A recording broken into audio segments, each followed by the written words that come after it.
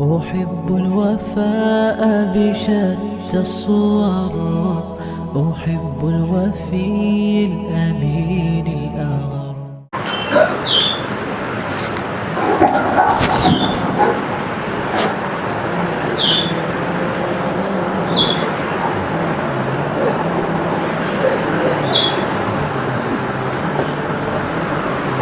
السلام عليكم ورحمة الله وبركاته.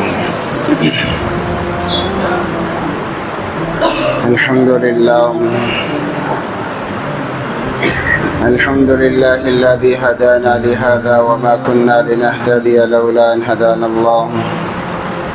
أشهد أن لا إله إلا الله وحده لا شريك له، ونشهد أن سيدنا وسندنا ومولانا محمدا عبده ورسوله. أما بعد، قال الله تبارك وتعالى في القرآن المجيد والفرقان الحميد: فأعوذ بالله من الشيطان الرجيم، بسم الله الرحمن الرحيم. ولن ترضى عنك اليهود ولا النصارى حتى تتبع ملتهم، قل إن هدى الله هو الهدى. وقال تعالى: يا أيها الذين آمنوا استعينوا بالصبر والصلاة إن الله مع الصابرين. ولا تقولوا لمن يقتل في سبيل الله أموات بل أحياء ولكن لا تشعرون. صدق الله العظيم. قال النبي صلى الله عليه وسلم: أفضل الصيام بعد رمضان أشهر الله المحرم. وقال النبي صلى الله عليه وسلم: من تشبه بقوم فهو منهم، أو كما قال عليه الصلاة والسلام. اللهم صل على سيدنا مولانا محمد في أول كلامنا، اللهم صل على سيدنا مولانا محمد في أوسط كلامنا، اللهم صل على سيدنا مولانا محمد في آخر كلامنا. اللهم لك الحمد كما أنت أهله، فصل على محمد كما أنت أهله، وافعل بنا ما أنت أهله، فإنك أنت أهل التقوى وأهل المغفرة. اللهم صل على محمد كلما ذكره الذاكرون، وصل على محمد كلما غفل عن ذكره الغافلون. رب اشرح لي صدري ويسر لي أمري واحلل عقدة من لساني يفقهوا قولي. اللهم صل على محمد وآله ألف مرة. اللهم صل على محمد وآله ألف مرة. اللهم صل على محمد وآله ألف مرة. محترم و معزز سامعین کرام و ناظرین کرام، عزیز ساتھیوں، ایک مرتبہ دل کی گہرائیوں کے ساتھ درود پاک پڑھ لیں۔ اللہم صلی علی سیدنا محمد وعلی آل سیدنا محمد وبارک وسلم۔ محترم حضرات، اللہ تبارک و تعالیٰ کو یہ دین بہت زیادہ محبوب ہے۔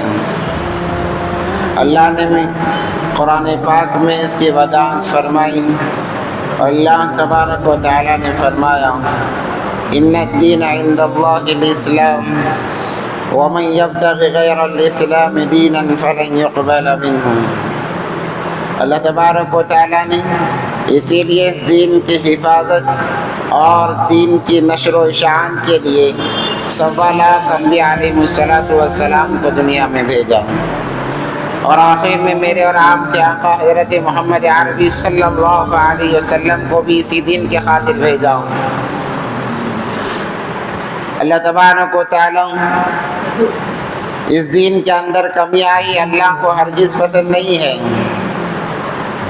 اسی لیے انبیاء علیہ السلام نے بھی دین کے خاطر بہت ساری پریشانیاں جھیلی، مصیبتوں کو برداشت کیا، حالات کا سامنا کیا، اور پھر بھی جب تک حیات باقی رہی اس دین کے کام میں لگے رہے۔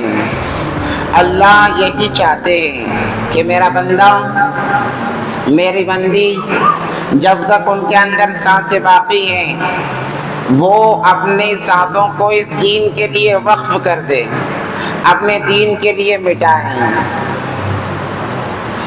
معزز سامعین کرام، جیسے کہ یہ پہلا مہینہ اسلامی اعتبار سے پہلا مہینہ چل رہا ہے، محرم کا مہینہ چل رہا ہے، اور محرم کی آج 8 تاریخ ہے، اور یہ مہینہ قربانیوں کو یاد دلاتا ہے۔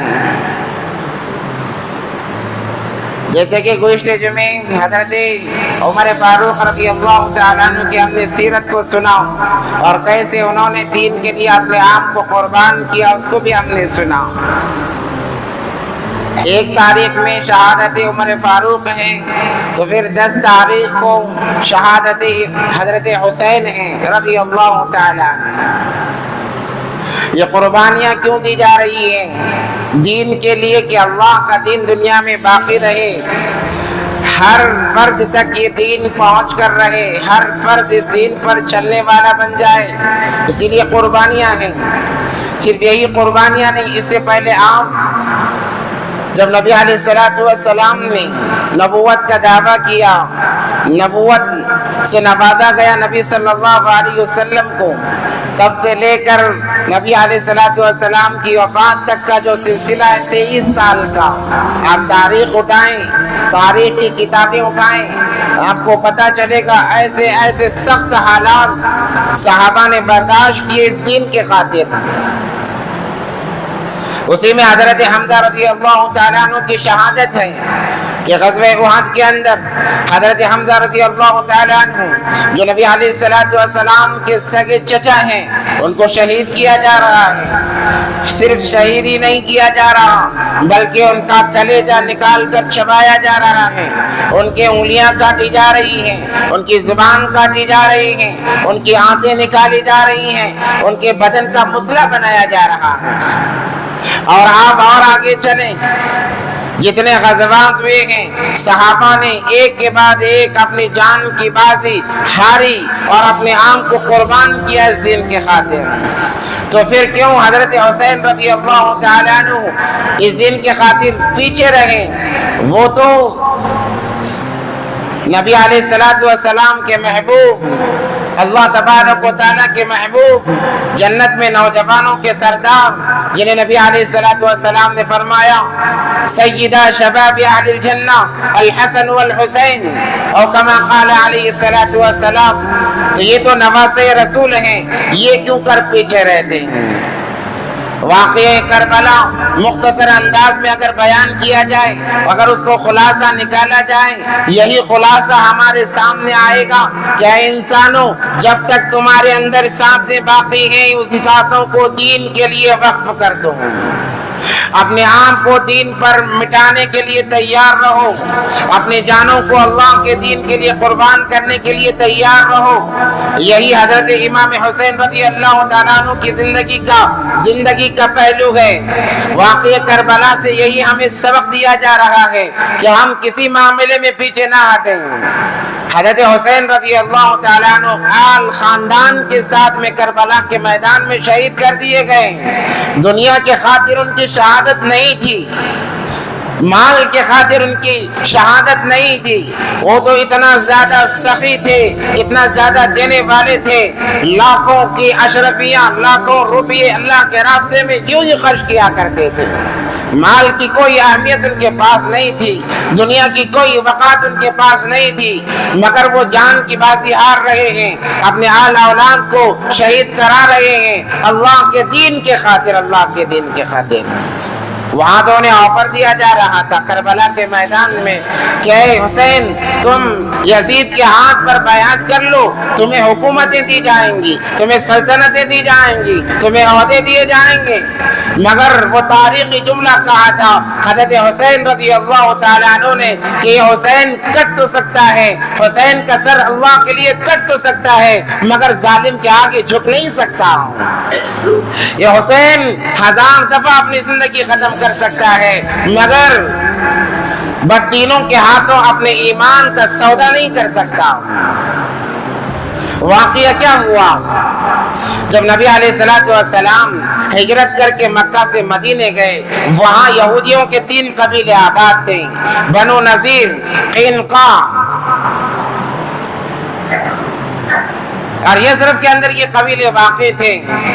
یہ یہودیوں کے قبیلے تھے، اور یہودی مسلمانوں کا سخت دشمن اسلام ہے، اس کے بعد نصارہ ہے۔ اسی لیے اللہ نے قرآن میں وضاحت فرما دی، وَلَن تَرْضَىٰ عَنْكَ الْيَهُودُ وَلَا النَّصَارَىٰ، یہود کا تذکرہ اللہ نے پہلے کیا، اس کے بعد نصارہ کا تذکرہ کیا، حَتَّىٰ تَتَّبِعَ مِلَّتَهُمْ کہا اللہ تبارک و تعالیٰ نے۔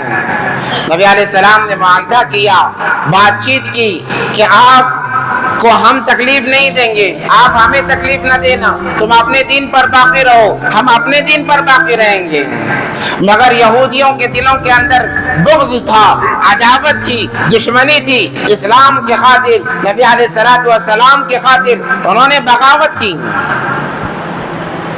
غزوہ خندق کے بعد میں، غزوہ خندق کے موقع پر انہوں نے بغاوت کی، جس کی وجہ سے یہودیوں کو نبی علیہ السلام نے مدینہ المنورہ سے نکال دیا، اور وہ جا کر خیبر نامی علاقے میں آباد رہے۔ یہ لڑائیاں چلتی رہی، اور نبی علیہ السلام کی وصیت بھی تھی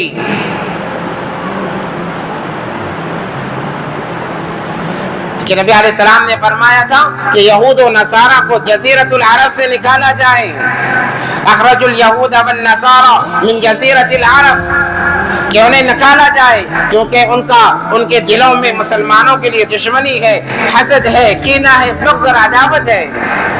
عمر فاروق رضی اللہ تعالیٰ عنہ کا جب دور خلافت آیا، عمر فاروق رضی اللہ تعالیٰ عنہ نے مکمل یہودیوں کو مدینہ المنورہ سے نکال دیا۔ اب وہ دشمنی اور زیادہ بڑھ گئی، کیونکہ عمر فاروق رضی اللہ تعالیٰ عنہ کے دور خلافت میں بہت ساری فتوحات ہوئی، یہودیوں کے دلوں میں دشمنی باقی رہی۔ پھر اس کے بعد میں حضرت عثمان غنی رضی اللہ تعالیٰ عنہ کا دور خلافت آیا۔ جب حضرت عثمان غنی رضی اللہ تعالیٰ عنہ خلیفہ بنائے گئے مسلمانوں کے، تو یہودیوں میں سے ایک شخص اٹھا، عبداللہ ابن سبا نامی، اور اس نے اپنے آپ کو مسلمان ظاہر کیا، اور یہ سفر کرتا رہا، کبھی بغداد جاتا، کبھی کوفہ جاتا، کبھی مکہ جاتا، کبھی مدینہ المنورہ جاتا، اور جو لوگ نئے نئے اسلام میں داخل ہو رہے تھے ان لوگوں کو جا کر یہ بہکاتا اور کہتا کہ ہر نبی کا کوئی نائب رہا ہے، ہر نبی کا کوئی نائب رہا ہے، اور نبی صلی اللہ علیہ وسلم کے نائب تو حضرت علی رضی اللہ تعالیٰ عنہ ہیں، خلافت حضرت علی کو ملنی چاہیے تھی، حضرت عثمان نے تو زبردستی خلافت لی ہے۔ لوگوں کو وارتا رہا، اہل بیت کی محبت کو دلا کر حضرت عثمان غنی رضی اللہ تعالیٰ عنہ کی دشمنی کو مسلمانوں کے دلوں میں برتا رہا، اور اگر اس نے ایک لمبا قافلہ تیار کر لیا، ہر نافرمان کے ساتھ، ہر باغی کے ساتھ ایک جماعت ہوا کرتی ہے۔ اس کے ساتھ عبداللہ ابن سبا کے ساتھ بھی ایک جماعت ہو گئی، جو حضرت علی رضی اللہ تعالیٰ عنہ کے چاہنے والے کہلانے لگے۔ 200 لوگوں پر مشتمل ایک قافلہ عبداللہ ابن سبا نے لے کر مدینے پر حملہ کرنے کے ارادے سے سفر کیا، اور آ کر حضرت عثمان غنی رضی اللہ تعالیٰ عنہ سے کہا، آپ خلافت چھوڑ دو، ہم حضرت علی کو خلیفہ بنائیں گے۔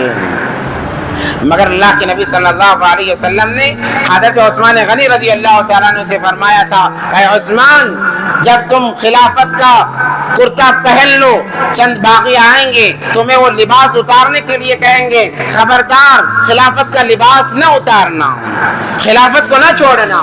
حضرت عثمان غنی رضی اللہ تعالیٰ عنہ نے خلافت کے چھوڑنے سے انکار کیا، تو پھر 40 دن تک مسجد نبوی کے اندر ان کا کھانا پانی بند کر دیا گیا۔ حضرت عثمان غنی رضی اللہ تعالیٰ عنہ کا مدینے کے لوگوں کے اندر ان کی بغاوت کو ڈال دیا گیا، دشمنی کو پیدا کر دیا گیا۔ 40 دن تک حضرت عثمان غنی رضی اللہ تعالیٰ عنہ مسجد نبوی میں بغیر کھائے پیے دن رات اللہ کی عبادت میں مصروف رہے۔ اسی لیے صحابہ کے مقام کو بیان کیا جاتا ہے، حضرت حسین رضی اللہ تعالیٰ عنہ نے یوں ہی جام شہادت نہیں پی ہے، وہ شاگرد تھے حضرت عثمان غنی رضی اللہ تعالیٰ عنہ کے، وہ شاگرد تھے حضرت عمر فاروق رضی اللہ تعالیٰ عنہ کے۔ انہوں نے اپنے والد حضرت علی کو دیکھا تھا کہ دین کے لیے کیسی جانیں قربانی کی جاتی ہیں۔ عثمان غنی رضی اللہ تعالیٰ عنہ کو آخرکار ان باغیوں نے 18 ذوالحج کو قرآن کی تلاوت کرتے ہوئے شہید کر دیا۔ جب حضرت عثمان غنی رضی اللہ تعالیٰ عنہ شہید ہو گئے، حضرت علی رضی اللہ تعالیٰ عنہ خلیفہ بنائے گئے۔ حضرت عمر فاروق رضی اللہ تعالیٰ عنہ کے دور خلافت میں ملک شام کے گورنر حضرت امیر معاویہ رضی اللہ تعالیٰ عنہ تھے، اور انہوں نے کئی سال وہاں گورنری کا کام کیا۔ جب حضرت عثمان غنی رضی اللہ تعالیٰ عنہ کو شہید کر دیا گیا، اس کی اطلاع حضرت امیر معاویہ رضی اللہ تعالیٰ عنہ کو ملی۔ انہوں نے حضرت علی رضی اللہ تعالیٰ عنہ سے کہا ہم آپ کو خلیفہ مانیں گے، آپ کے ہاتھ پر بیعت کریں گے، پہلے عثمان کے قاتلوں کو سزا دی جائے۔ علی رضی اللہ تعالیٰ عنہ کہنے لگے کہ انہیں سزا دی جائے گی، مگر پتہ تو چلے کہ حقیقی معنوں میں کون قاتل ہے۔ حضرت علی رضی اللہ تعالیٰ عنہ نے ذرا تاخیر کی۔ حضرت امیر معاویہ رضی اللہ تعالیٰ عنہ نے کہا کہ علی حضرت عثمان غنی رضی اللہ تعالیٰ عنہ کے قاتلوں کو مار نہیں رہے، اس لیے ہم خلافت کا اعلان کرتے ہیں۔ وہاں پر حضرت امیر معاویہ رضی اللہ تعالیٰ عنہ خلیفہ بن گئے۔ ملک شام کا کئی بڑا علاقہ حضرت امیر معاویہ رضی اللہ تعالیٰ عنہ سے مانوس اور ان کے ہاتھ پر بیعت ہو چکا۔ الغرض حضرت علی رضی اللہ تعالیٰ عنہ کی خلافت بڑے کشم پرسی کی حالت میں چلی ہے، بڑے اختلافات پیدا ہو گئے حضرت علی رضی اللہ تعالیٰ عنہ کے دور خلافت میں۔ پھر انہوں نے مدینہ المنورہ کو چھوڑ کر کوفہ کو اپنا مرکز بنایا۔ کوفہ میں جا کر وہ بسنے لگے، کیونکہ وہاں حضرت علی رضی اللہ تعالیٰ عنہ کے چاہنے والے زیادہ تھے۔ مگر کوفہ والوں نے غداری کی، حضرت علی رضی اللہ تعالیٰ عنہ کا بھی انہوں نے ساتھ نہیں دیا، ان کو بھی شہید کر دیا گیا۔ الگ صبح جب وہ نماز کے لیے نکلے، ایک یہودی محراب میں چھپ کر اس نے حملہ کیا حضرت علی رضی اللہ تعالیٰ عنہ پر، جس کی تاب نہ لگ کر حضرت علی رضی اللہ تعالیٰ عنہ شہید ہو گئے۔ مگر وصیت کی کہ اگر میں بچ جاؤں تو میں دیکھ لوں گا، اگر اس میں مر جاؤں تو اسے ختم کر دینا، قتل کر دینا جس نے مجھے قتل کرنے کی سازش کی ہے۔ اور وصیت یہ بھی کی کہ میرے بعد حضرت حسن رضی اللہ تعالیٰ عنہ کے ہاتھ پر بیعت کر لینا، ان کو اپنا خلیفہ بنا لینا۔ مختصر سے باتیں عرض کرتا جا رہا ہوں۔ حضرت حسن رضی اللہ تعالیٰ عنہ خلیفہ بنائے گئے، وہاں حضرت امیر معاویہ رضی اللہ تعالیٰ عنہ خلیفہ، مدینے میں حضرت حسن رضی اللہ تعالیٰ عنہ خلیفہ بنے گئے۔ مگر حضرت حسن رضی اللہ تعالیٰ عنہ نے بھانپ لیا کہ یہ تو فتنہ بڑھتا جا رہا ہے۔ 6 مہینے حکومت کرنے کے بعد حضرت حسن رضی اللہ تعالیٰ عنہ نے حضرت امیر معاویہ سے صلح کر لی اور حضرت امیر معاویہ کو خلیفہ مان لیا۔ پھر حضرت کوفہ والوں نے حضرت حسن رضی اللہ تعالیٰ عنہ کو بیوی کے ذریعے سے زہر دے کر مار دیا۔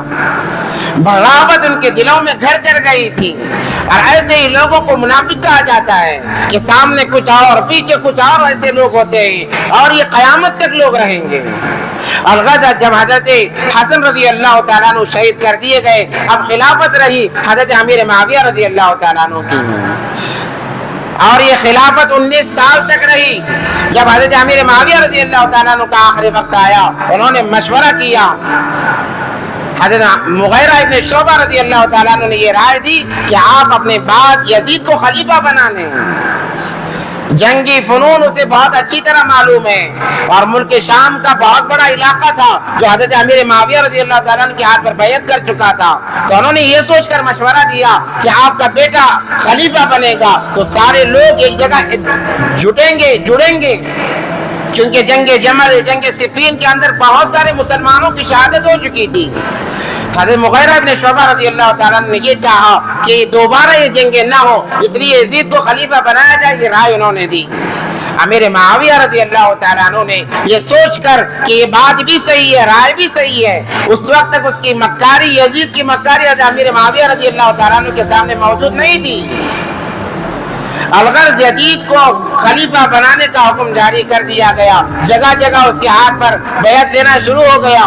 جب حضرت امیر معاویہ رضی اللہ تعالیٰ عنہ انتقال کر گئے، اللہ کو پیارے ہو گئے، جیسے ہی اس نے حکومت سنبھالی، سب سے پہلے ہر جگہ کے گورنر کے پاس اس نے اعلان بھیجا کہ ہر کوئی میرے ہاتھ پر بیعت کر لے۔ اس وقت میں کوفہ میں گورنر نعمان ابن بشیر رضی اللہ تعالیٰ عنہ صحابی تھے، مدینہ میں ولید بن عتبہ تھا جو یزید کا ہمنما تھا۔ اس نے مدینہ منورہ کو قاصد بھیجا اور کہا کہ حضرت حسین رضی اللہ تعالیٰ عنہ، عبداللہ ابن زبیر، عبداللہ ابن عباس، عبداللہ ابن عمر، ان 4 صحابہ کو خصوصی طور پر کہو کہ میرے ہاتھ پر بیعت کریں۔ ان کے سامنے یزید کی ساری زندگی تھی. جب عتبہ بن ولید بن عتبہ نے ان صحابہ کو بلا کر کہا کہ میرے ہاتھ پر بیعت کرو کہ یزید کو تم خلیفہ مانتے ہو, انہوں نے کہا مشورہ کر کے بتائیں گے, سوچ کر بتائیں گے. یہ کہہ کر یہ راتوں رات مکہ مکرمہ چلے گئے.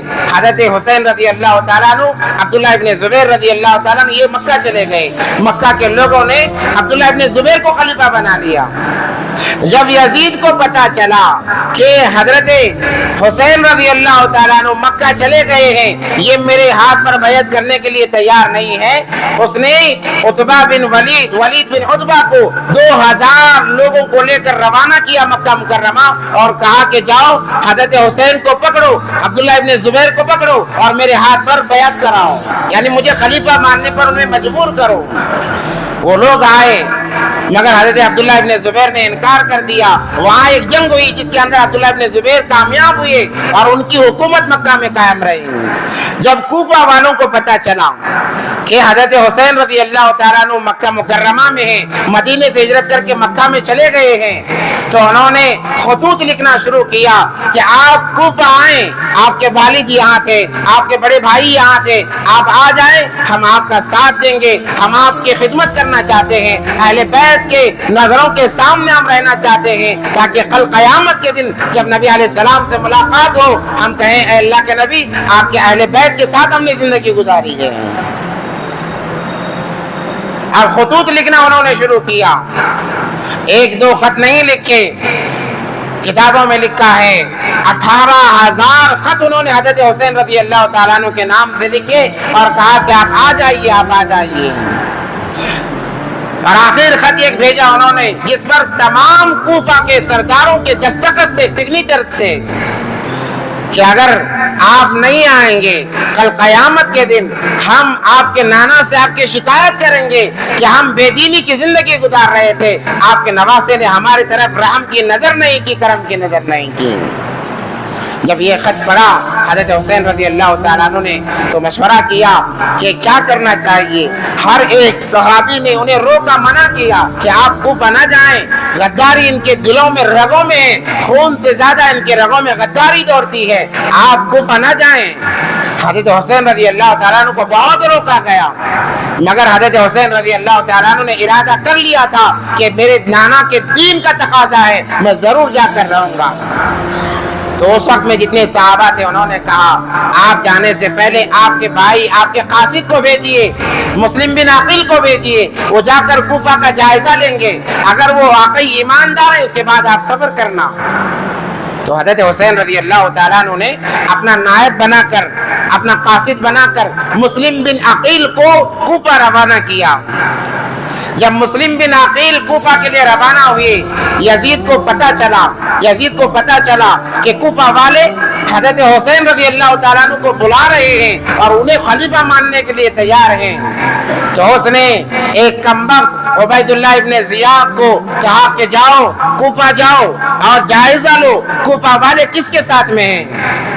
اگر وہ میرے ساتھ میں کوئی معاملہ نہیں, اگر دیکھو حضرت حسین رضی اللہ تعالیٰ عنہ کے ساتھ میں ہے, وہاں کے جو گورنر ہیں نعمان بن بشیر انہیں ہٹا دو اور تم حکومت سنبھال لینا, تم وہاں کے گورنر بن جانا.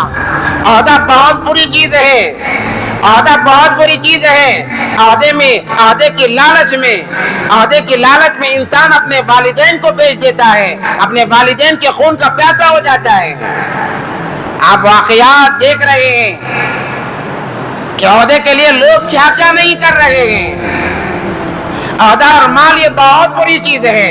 ہمیشہ یہ 2 چیزیں جب ان کا صحیح استعمال نہیں ہوگا اس سے فساد اور بگاڑ پیدا ہوگا.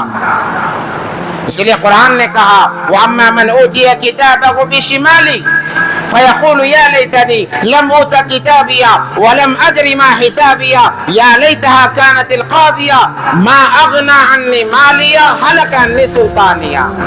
تو انسان کے زبان سے کل قیامت کے دن 2 الفاظ نکلیں گے, کہے گا میرے مال نے مجھے برباد کر دیا, میری حکومت نے مجھے تباہ کر دیا. حکومت یہ بہت بڑی ذمہ داری ہے, بہت بڑی ذمہ داری ہے. اور اس کا نشہ, اس لیے کرسی کا نشہ انسان کو برباد کر دیتا ہے. دو چیزیں ایسی ہیں، کرسی اور کرنسی، انسان کی زندگیاں تباہ و برباد کر دیتی ہیں۔ الغرض اب عبید اللہ ابن زیاد کو جب کہا گیا کوفہ کے گورنر بن جانا، سی ایم بن جانا، لالچ آ گئی کہ میں سی ایم بنوں گا۔ ابن زیاد سفر کرتا ہوا آیا، منہ پر نقاب تھا اور سارے کوفہ کا چکر لگایا، دیکھا لوگ مسلم بن عقیل کے ہاتھ پر بیعت کر رہے ہیں۔ کتابوں میں لکھا ہے جب مسلم بن عقیل جانے لگے کوفہ والوں کو پتا چلا، سارا کوفہ باہر آ کر مسلم بن عقیل کا استقبال کرنے لگا، اہلاً و سہلاً مرحبا کہنے لگا۔ اتنے عزت کی حضرت مسلم بن عقیل رضی اللہ تعالیٰ عنہ کو، اور کہا ایک وقت میں 10,000 لوگوں نے ان کے ہاتھ پر بیعت کی کہ ہم آپ کو خلیفہ مانتے ہیں، آپ ہمارے خلیفہ ہیں حضرت حسین رضی اللہ تعالیٰ عنہ کی طرف سے۔ 2 دنوں کے اندر سارا کوفہ 18,000 لوگوں نے مسلم بن عقیل کے ہاتھ پر حضرت حسین رضی اللہ تعالیٰ عنہ کی خلافت کے لیے بیعت کی۔ مسلم بن عقیل رضی اللہ تعالیٰ عنہ نے جب اتنی محبت دیکھی، اہل بیت سے ایسا لگاؤ دیکھا، تو ایک خط لکھا حضرت حسین رضی اللہ تعالیٰ عنہ کے نام سے کہ یہاں پر معاملہ سارا کا سارا صحیح ہے، اہل بیت کی محبت ان لوگوں کے دلوں میں بہت زیادہ ہے، آپ آ جائیں۔ جیسے ہی مسلم بن عقیل اپنے بھائی کا خط ملا، حضرت حسین رضی اللہ تعالیٰ عنہ نے سفر شروع کیا۔ تمام صحابہ نے روکا کہ نہ جائیں، مگر حضرت حسین رضی اللہ تعالیٰ عنہ کہاں ماننے والے تھے۔ حقیقت میں تقدیر غالب آ گئی تھی، تقدیر غالب آ گئی تھی۔ سفر کیا، صحابہ نے یہ تک کہا آپ اکیلے جائیں، عورتوں کو ساتھ نہ لے جائیں، بچوں کو ساتھ نہ لے جائیں، مگر اہل بیت تھے، سارا خاندان ایک ساتھ رہتا تھا۔ حضرت حسن کی اولاد، حضرت حسین رضی اللہ تعالیٰ عنہ کے اور بھائی، حضرت جعفر کی اولاد، یہ سارے کے سارے ایک ساتھ رہتے تھے، مگر انہوں نے کہا کہ میں سب کو لے جاؤں گا، یہ کہہ کر 72 افراد پر یہ قافلہ کوفہ کے لیے روانہ ہوتا ہے۔ یہاں سے مکہ سے حضرت حسین رضی اللہ تعالیٰ عنہ کوفہ کے لیے روانہ ہو گئے، وہاں ابن زیاد کوفہ میں داخل ہو گیا۔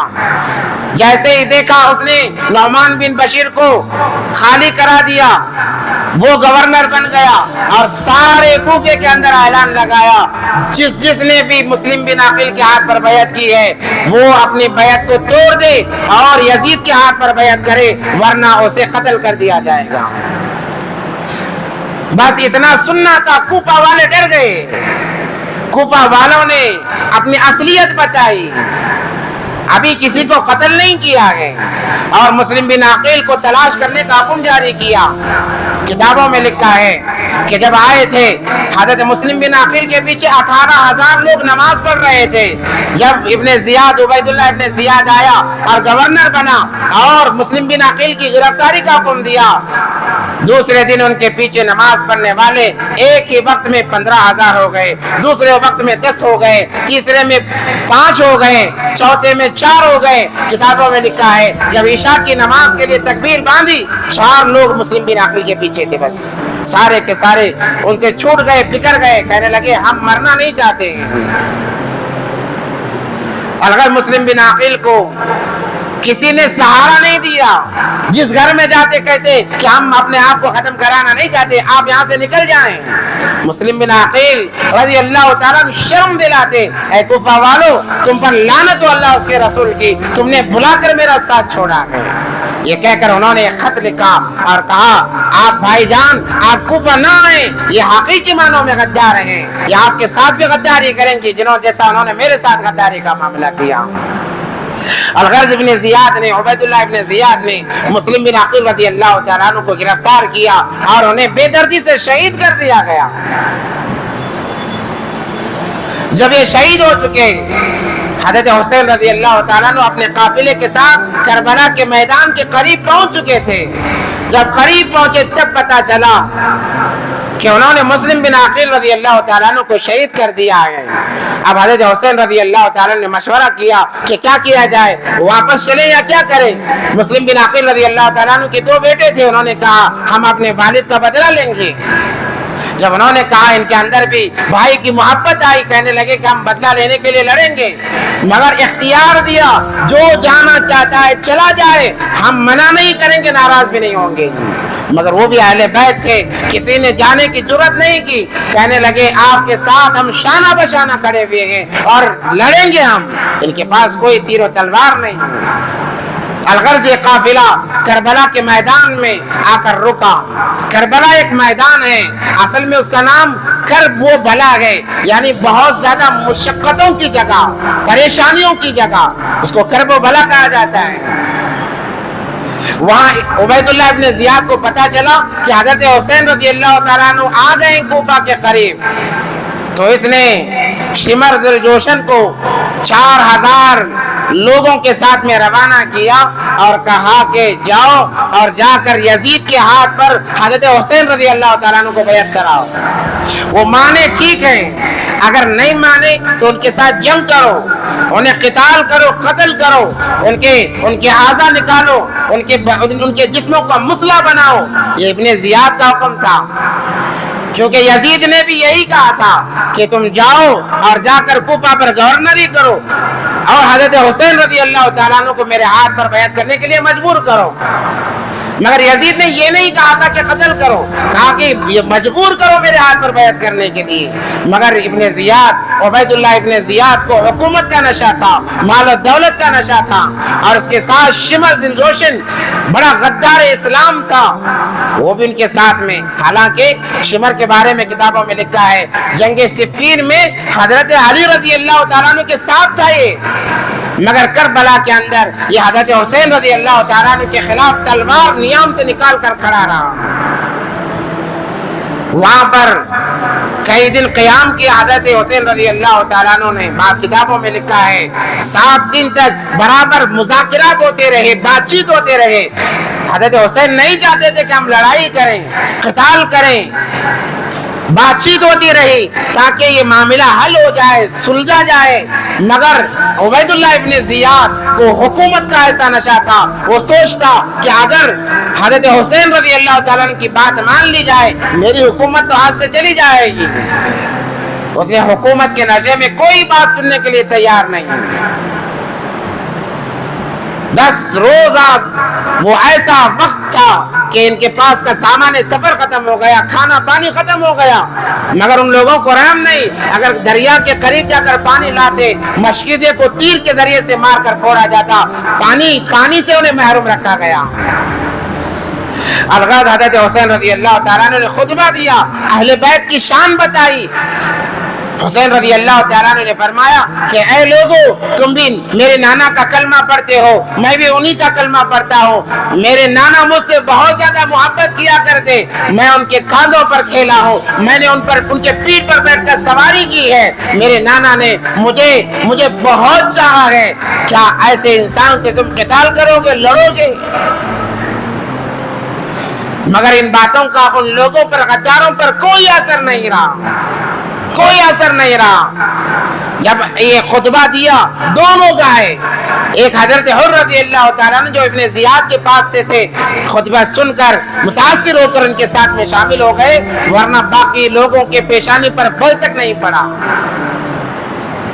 الغرض 7 محرم الحرام کو آخری بات حضرت حسین رضی اللہ تعالیٰ عنہ نے کہی کہ میری بات یزید تک پہنچائی جائے۔ 3 باتیں کہی حضرت حسین رضی اللہ تعالیٰ عنہ نے، یا تو مجھے واپس جانے دیا جائے، میں جا کر کسی جگہ غیر مانوس جہاں لوگ مجھے نہ جانتے ہوں اللہ اللہ کر کے زندگی گزاروں گا، یا پھر مجھے ملک شام کے کسی شہر کی طرف بھیج دیا جائے، میں اللہ کے راستے میں قتال کرتے، جہاد کرتے ہوئے اپنی زندگی گزاروں گا، یا پھر مجھے اتنا موقع دیا جائے کہ میں یزید کے ساتھ بیٹھ کر بات چیت کروں، جو فیصلہ ہوگا میں ماننے کے لیے تیار ہوں۔ اس بات کو ابن زیاد، عبید اللہ ابن زیاد کے سامنے پیش کیا گیا۔ عمر بن سعد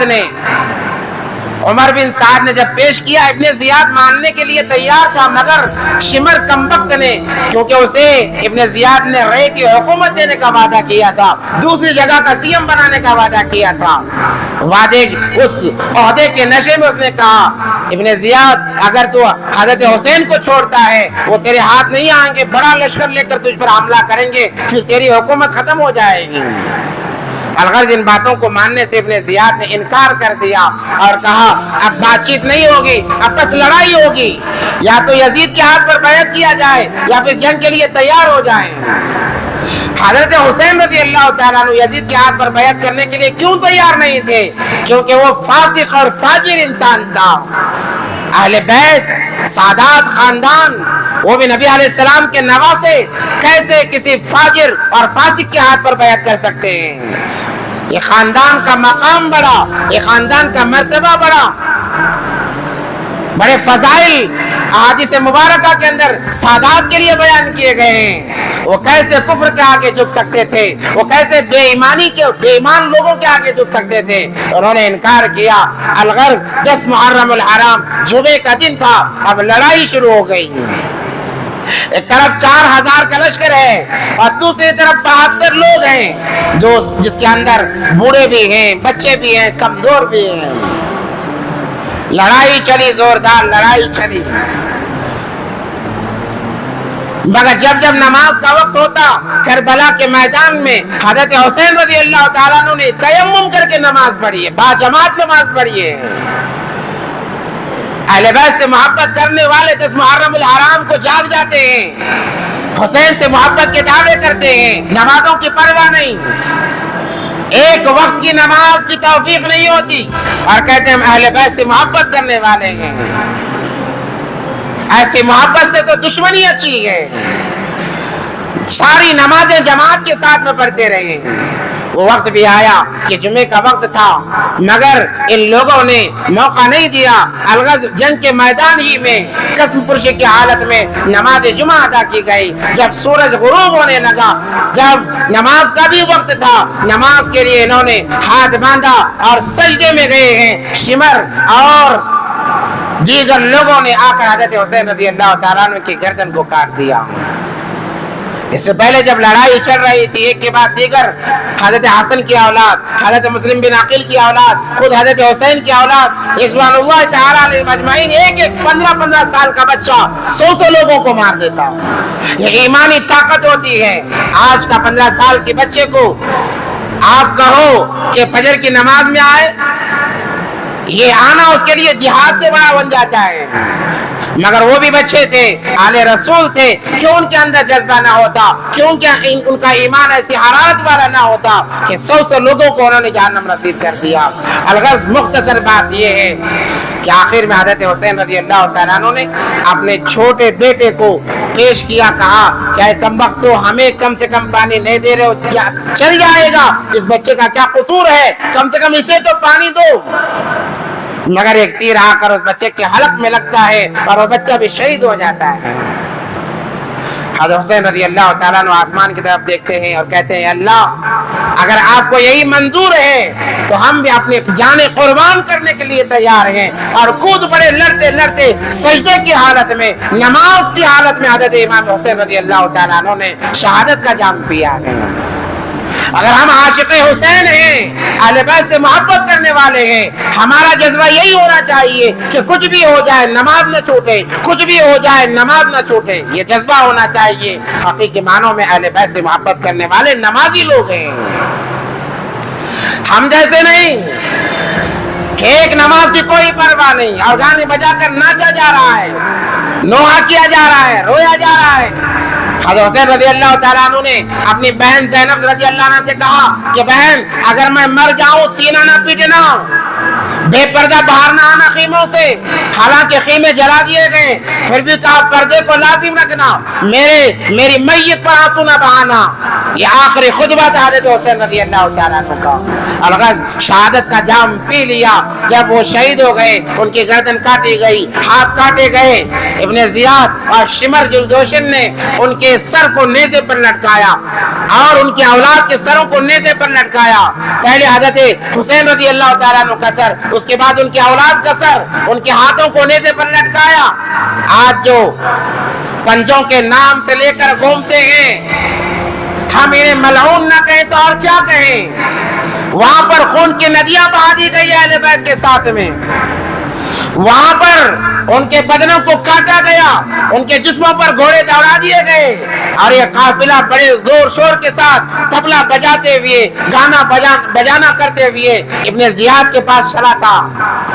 जब ये मामला देखा, कूफा की औरतें बाहर आई और अपना सीना पीट कर रोने लगी, कहने लगी हाय हुसैन, हाय हुसैन। ज़ैनब रज़ी अल्लाह ताला अन्हा ने कहा, ऐ कमबख्तो, तुम्हारे मर्दों ने हमारे मर्दों का ये हाल किया, हमारे खानदान का ये हाल किया, नवासों का ये हाल किया, अब क्या सीना पीटते हो? दुआ की, ऐ अल्लाह, कयामत के दिन तक इनका हाथ हो और इनका सीना हो, ये अपना सीना पीट पीट कर मर जाए। ज़ैनुल आबिदीन चूंकि बहुत बीमार थे, कमजोर थे, कमजोरी की वजह से वो बाहर नहीं आ सके, उन्हें छोड़ दिया गया, उन्हीं से नजर चली है अहले बैत की, वरना सारे के सारे खत्म कर दिए। इब्ने जियाद ने जब हजरत हुसैन रज़ी अल्लाह ताला अन्हु के सर को देखा, उसके सामने रखा हुआ था, उसके हाथ में एक छड़ी थी, वो छड़ी को हजरत हुसैन रज़ी अल्लाह उनके होठों पर फेर रहा था। ज़ैद बिन अरकम रज़ी अल्लाह ताला अन्हु सहाबी कमजोर थे, बूढ़े थे, कहने लगे इब्ने जियाद शर्म कर, इन होठों से उस छड़ी को हटा, हमने इन होठों पे नबी के होठों को लगते देखा है। कई दफा मस्जिद नबवी में ये होठ होते और नबी अलैहिस्सलाम के होठ मुबारक होते, इन होठों को वो होठ चूमा करते थे, छड़ी वहां से हटा। कमजोर होने के बावजूद जुर्रत दिखाई, जिसकी वजह से खौफ तारी हो गया इब्ने जियाद पर, उसने छड़ी को हटाया। बास किताबों में यह भी लिखा हुआ है कि अहले बैत को जंजीरों में बांध कर ले जाया गया यजीद के पास में। ये काफिला दोबारा यजीद के पास चला। जब यजीद के सामने इमाम हुसैन का सर पेश किया गया, उसने अफसोस तो किया, कहने लगा मैंने ये तो नहीं कहा था, मैंने ये तो नहीं कहा था, मैंने बैअत के लिए मजबूर करने का कहा था। अफसोस और लानत हो उबैदुल्लाह इब्ने जियाद पर कि उसने नवासे रसूल का कत्ल कर दिया। बस इतना कह के वो खामोश हो गया। अगर वाकई अहले बैत की मोहब्बत होती उसके दिल के अंदर, इब्ने जियाद को किसास में कत्ल करता, अगर कत्ल करता तो उसकी हुकूमत को माना जाता, मगर उसने कोई कार्रवाई नहीं की, कोई कार्रवाई नहीं की। हाँ, अलबत्ता उनका इकराम किया, अहले बैत की औरतों के सरों पर चादरों को डाला, उनका खूब इकराम किया, मगर क्या फायदा कि जब नवासे रसूल को शहीद कर दिया गया। नवासे रसूल के खून की नदियां बहाई गई, अब अफसोस करके क्या फायदा। और वो अफसोस भी वक्ती था। इसलिए अहले सुन्नत वल जमात का अकीदा है कि यजीद फासिक और फाजिर इंसान है, मगर उसे काफिर नहीं कहा जा सकता। वो अल्लाह का मामला, अल्लाह उसका बदला लेगा। अल्लाह ने दुनिया में बदला लिया है, 5 साल का अरसा भी नहीं गुजरा जिस कुर्सी के लिए नवासे रसूल को शहीद किया, उस कुर्सी पर 5 साल भी बैठ न सका। दूसरी हुकूमत आई, और जब दूसरी हुकूमत आई है, कत्ले हुसैन में जितने लोग शरीक थे हर एक को ढूंढ कर मारा गया। किताबों में लिखा है इब्ने जियाद को भी कत्ल किया गया और उसका सर नेज़े पर लटकाया गया और कमरे में रखा गया। जैसे ही उसका सर कमरे में रखा गया, एक सांप नमूदार हुआ, उसकी नाक से घुसता और उसके कानों से बाहर निकलता, कानों से घुसता, नाक और जुबान से बाहर निकलता। यह अजाब लोगों ने देखा है दुनिया के अंदर। जो हज़रत हुसैन रज़ी अल्लाह ताला अन्हु के कत्ल में शरीक थे, तमाम को चुन चुन कर मारा गया, बल्कि गधे के चमड़े में इन लोगों को डालकर इन्हें आग में डाला गया। दुनिया के अंदर ये बदला दिया है अल्लाह तबारक व तआला ने, आखिरत का बदला अभी बाकी है। तो हुकूमत का जब नशा इंसान को चढ़ता है, दीन में कोई उसे दिलचस्पी नहीं रहती, बस दुनिया उसके सामने नजर आती है। अलगर्ज ये मामला हुआ, अहले बैत का सिलसिला ज़ैनुल आबिदीन रज़ी अल्लाह ताला अन्हु से चला, और यजीद के वक्त में ही मस्जिद नबवी पर जब उसने हमला किया, 3 दिन तक उसने मस्जिद नबवी को बंद रखा। बाज़ किताबों में यहाँ तक लिखा हुआ है, ताबईन की औरतों को उसने इजाजत दी 3 दिन तक ज़िना करने की, कि जो औरत मिले मदीने मुनव्वरा में, सिपाहियों को खुली इजाजत दी कि आप ज़िना कर सकते हो। बाद उलमा ने इनकार किया है, मगर जुल्म की इंतहा उसने पार कर दी। काबतुल्लाह के सामने ऐसी लड़ाई, काबतुल्लाह की एक दीवार गिर गई, یہ ظلم تھا یزید کا، یہ ظلم و ستم تھا یزید کا، مگر دنیا نے دیکھا ہے اس کا کیا انجام ہوا۔ حضرت حسین دین کے لیے شہید ہو کر وہ ہمیشہ کے لیے آباد ہو گئے، اور دنیا کے لیے یزید مر کر ہمیشہ کے لیے گمنام اور برباد ہو گیا۔ رہتی دنیا تک کوئی اپنا نام یزید رکھنے کے لیے تیار نہیں ہوگا۔ یہ داستان تھی، مگر آج مسلمان کہنے والے، اپنے آپ کو کلمہ لا الہ الا اللہ پڑھوانے والے، ان کی تشبیہ اختیار کر رہے ہیں جیسے ابن زیاد کا لشکر اہل بیت کے سروں کو لے کر ناچ رہا تھا، گا رہا تھا۔ آج کا مسلمان بھی وہی کر رہا ہے۔ میرے بھائیو، ہم سدھر جائیں، ان کی مشابہت اختیار نہ کریں۔ نبی علیہ السلام کا فرمان، من تشبہ بقوم فہو منہم، جو انسان جس کی شباہت اختیار کرتا ہے وہ انہی کا ہو جاتا ہے۔ الغرض قصہ مختصر یہ ہے کہ اب ہمیں کرنا کیا ہے، ہمیں ان کی شباہت اختیار نہیں کرنا ہے، ہمیں محلے میں ناچنا نہیں ہے، ہمیں ڈی جے بجا کر ناچنا نہیں ہے، گانا نہیں ہے، نمازوں کو نہیں چھوڑنا ہے۔ کیا کرنا ہے؟ نبی علیہ السلام کا فرمان، افضل الصیام بعد رمضان اشہر اللہ المحرم، رمضان المبارک کے بعد سب سے بہترین روزہ محرم کا روزہ ہے، خصوصی اعتبار سے 10 محرم کا روزہ۔ نبی علیہ السلام کی چاہت تھی کہ اگر میں زندہ رہا 2 روزے رکھوں گا، 9 یا 10 تاریخ کو، 10 یا 11 تاریخ کو۔ 10 تاریخ اتوار کو آئے گی، آپ ہفتہ یا اتوار کو روزہ رکھیں، یا اتوار یا پیر کو روزہ رکھیں۔ ایک روزہ 1 سال کے اگلے اور پچھلے گناہوں کا کفارہ بن جاتا ہے۔ ہمیں روزہ رکھنا ہے، ناچنا گانا نہیں ہے، کھانے کی سبیلیں نہیں لگانا ہے، شربت کی سبیلیں نہیں لگانا ہے، یہ ہمارا کام نہیں ہے۔ ہم اہل بیت سے محبت کرنے والے ہیں، محبت کا ثبوت روزوں کے ذریعے سے دیں۔ اور کتابوں میں لکھا ہے، جو انسان 10 محرم الحرام کو اپنے اہل خانہ پر، 2 منٹ زیادہ ہو رہا ہے معافی کے ساتھ میں اپنی بات ختم کر رہا ہوں، 10 محرم الحرام کو اپنے اہل خانہ پر خرچ کرتا ہے، بیوی بچوں کو تحفے تحائف دیتا ہے، اپنی طاقت کے اعتبار سے اللہ سارا سال اس پر رزق کو کشادہ کرتے ہیں۔ اللہ تبارک و تعالیٰ اس کی رزق کی ذمہ داری لے لیتے ہیں۔